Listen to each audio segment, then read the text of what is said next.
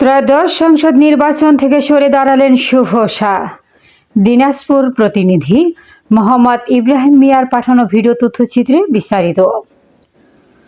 দিনাজপুর ৬ আসনের স্বতন্ত্র পদপ্রার্থী শাহ নেওয়াজ ফিরোজ শুভ শাহ ত্রয়োদশ জাতীয় সংসদ নির্বাচন থেকে সরে দাঁড়ানোর ঘোষণা দিয়েছেন।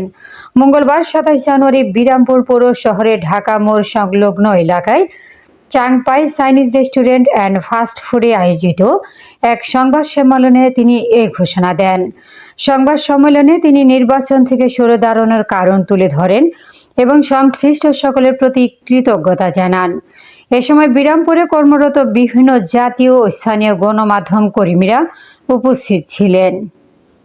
আমাদের ৫ আসনে দেখবেন যে এরকম ঘটনা আছে, যে দ্বৈত নাগরিকত্বের ব্যাপার আছে, ঋণখেলাপি আছে এবং অনেকে তথ্য গোপন করছে হলফনামায়, যে মামলা মোকদ্দমা আছে, হ্যাঁ, সেই বিষয়গুলা তথ্য গোপন করছে তারা। তারপরেও তাদের নমিনেশন বৈধ করা হয়েছে। আমার কি হলো, ৬,০০০ সিগনেচারের মধ্যে ৩ জনের সিগনেচারের তথ্যের অমিলের কারণে আমার নমিনেশন বাতিল করা। এটা প্রথম থেকে আমি প্রশাসনিকভাবে একটা বৈষম্যের শিকার হই।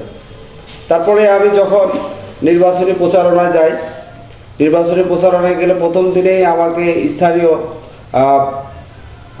রাজনৈতিক প্রভাবশালী ব্যক্তি আমার কর্মসূচিতে বাধা দেয় এবং হুমকি ধামকি দেয়। সেই জিনিসটা আমি লোকাল থানাতে অভিযোগ করি, সেই অভিযোগের কোনো প্রতিকার পাই না। তারপরে আমি যেদিন প্রতীক বরাদ্দ নেই সেদিন আমি ডিসি মহোদয়কে বললাম যে আমি যে নির্বাচন করব, আমাদের আইন কানুন তো জানা দরকার। ওনারা যেটা করে, আমরা যে আইনটা মানতে বাধ্য সেই আইনের অংশটুকু আমাদের প্রোভাইড করে।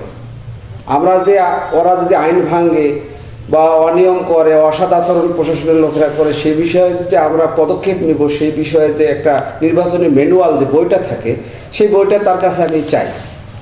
তিনি বলে গোটা জেলায় মাত্র 2টা ম্যানুয়াল বই আসছে।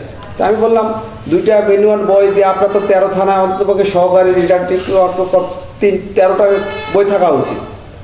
এ ব্যাপারে তিনি কোনো সঠিক উত্তর দেয় না। তো যাই হোক, দেখেন আমাকে আমার নমিনেশন বাতিল,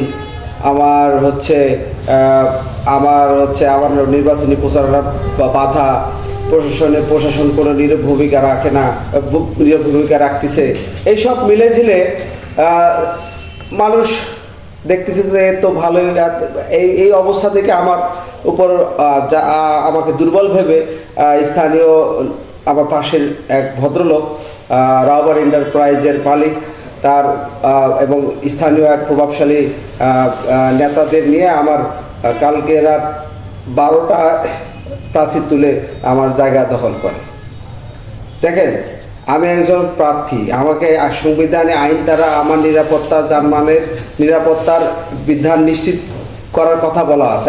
আমি ফার্স্ট প্রায়োরিটি। এখন সেখানে আমার যদি এই অবস্থা হয়, তাহলে সাধারণ ভোটাররা কিভাবে যে ভোট কেন্দ্রে ভোট দিবে, এটা আমার মাথায় খেলে না। তারপরেও আমি বলছিলাম যে যেহেতু সরকার বলছে যে আর্মসের ব্যাপার আছে, আমি আর্মসের আবেদনও করছিলাম।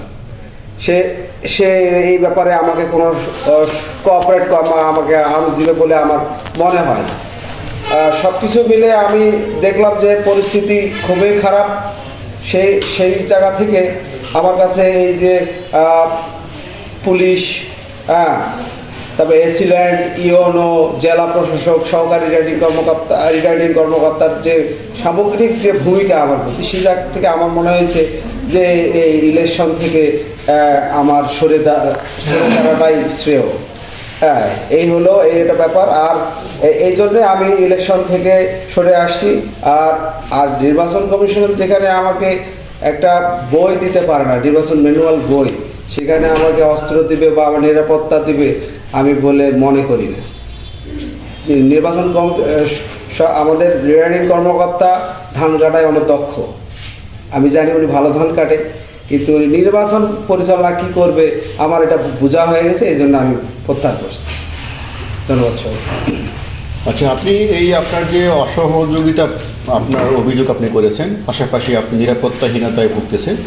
এই জন্য আপনি কোন কোন জায়গাগুলোতে বা কোন কোন দপ্তরে আপনি অভিযোগ বা সেটি লিখিত বা মৌখিক বা কী হিসেবে করেছেন আপনি? অভিযোগ আপনি ইন্ডিভিজুয়ালি বলেন যে কোন কোন জায়গাতে আপনি অভিযোগ করেছেন বা কোথায় ফোন করেছেন বা কোথায় লিখিত অভিযোগ দিয়েছেন? আমি শোনেন, আমি 999-এ ফোন দিয়েছি। 999-এ কর্তৃপক্ষের সঙ্গে কথা বলেছি যে আমার জানমালের নিরাপত্তা এটা করছি। 2 হচ্ছে লোকাল থানা ওসিকে আমি ফোন দিয়েছি, অবাধ্য ফোনে তার সঙ্গে কথা বলেছি। তখন তার মনে হয়েছে যে সে পক্ষপাতমূলক আচরণ করতেছে এবং সে কোনো কারণে প্রভাবিত হয়েছে। সে দেন আমি এসপিকে ফোন দিই। এসপি তখন আমাকে বলে যে আপনি লোকাল এসিলেন্ট এবং ইওনোকে ফোন দেন। আমি কিন্তু সঙ্গে সঙ্গে ইওনো এবং এসিলেন্টকে ফোন দেয়।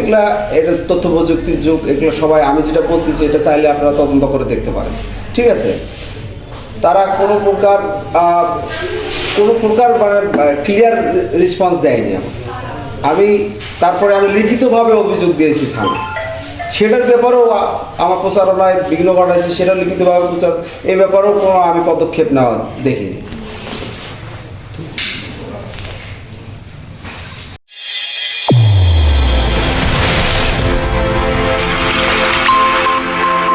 চ্যানেল A1 হৃদয়ের স্পন্দন।